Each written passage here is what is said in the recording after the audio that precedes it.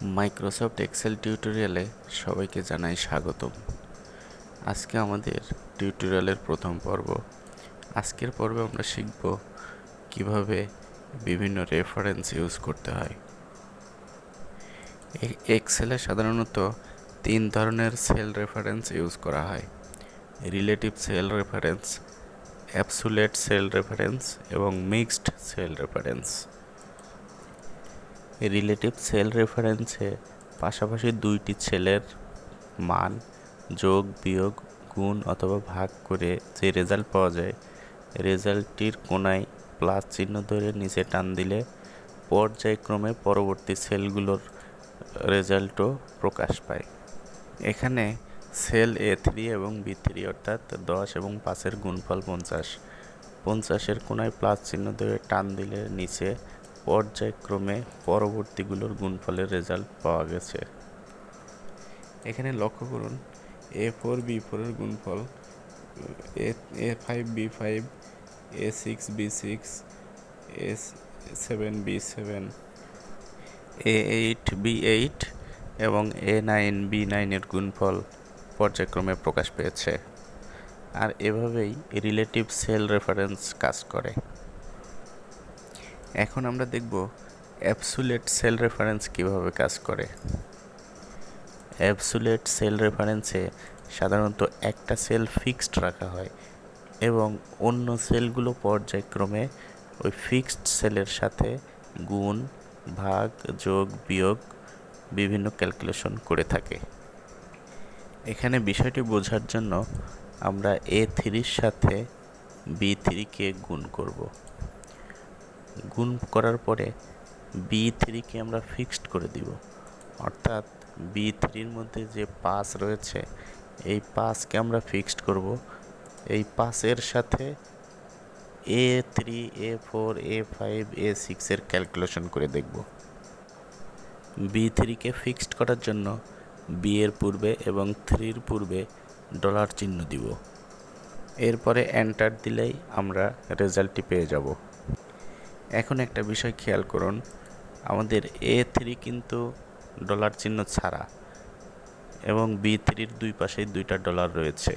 এখন C3 সেলটি click করে কর্নারের প্লাস চিহ্ন ধরে নিচে টান দিব। টান দিলে যে রেজাল্টটি পেলাম সেটি B3 এবং A4-এর গুণফল, অর্থাৎ B3-র সাথে প্রথমে A3-র গুণফল হলো, পরে B3-র সাথেই A4-এর গুণফল হলো। পরবর্তী রেজাল্টটি আমরা পাবো B3-র সাথে A5-এর গুণফল। পরবর্তীতে একইভাবে B3-র সাথে A6, B3-র সাথে A7, B3-র সাথে A8, B3-র সাথে A9, এভাবে পর্যায়ক্রমে রেজাল্ট আসতে থাকবে। অর্থাৎ B3 ফিক্সড হয়ে গেছে, B3-র সাথেই সবগুলোর রেজাল্ট প্রকাশ পাচ্ছে। আর এভাবেই প্রয়োজন মতো অ্যাবসোলিউট সেল রেফারেন্স ইউজ করা হয়। এখন আমরা দেখব রিলেটিভ এবং অ্যাবসোলিউট দুইটা সংমিশ্রণে কিভাবে মিক্সড সেল রেফারেন্স কাজ করে। মিক্সড সেল রেফারেন্সে সাধারণত কখনো রোকে অ্যাবসোলিউট করে দেওয়া হয়, আবার কখনো কলামকে অ্যাবসোলিউট করে দেওয়া হয়।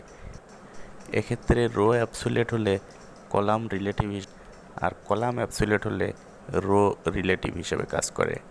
একটি উদাহরণের মাধ্যমে বিষয়টি পরিষ্কার করা যাক।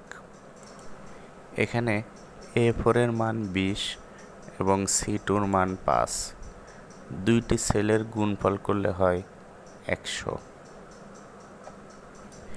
এখন A4 সেলের A এর পূর্বে আমরা একটা ডলার চিহ্ন বসিয়ে এটা A-কে অ্যাবসোলিউট করে দিব, কিন্তু 4 রিলেটিভ থাকবে।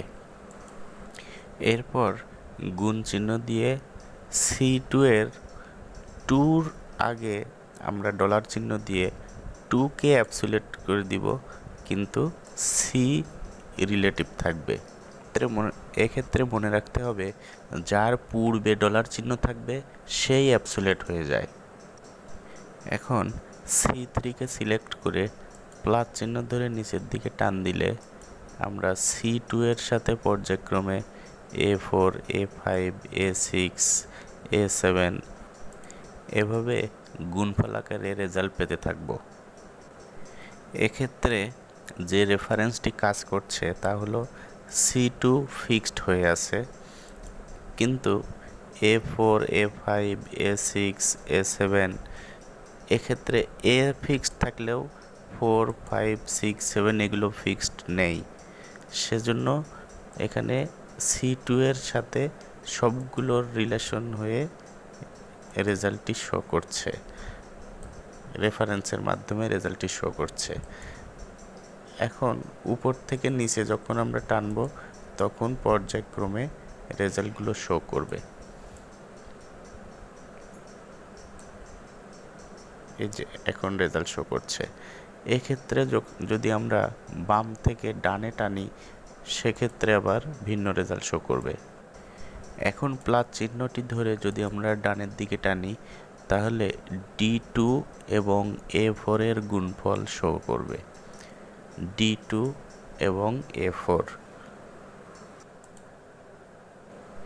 এক্ষেত্রে A4 এর A ফিক্সড হয়ে আছে, কিন্তু D2, E2, F2 এই দিকে যোগফলগুলো A4 এর সাথে ক্যালকুলেশন হয়ে রেজাল্ট শো করছে।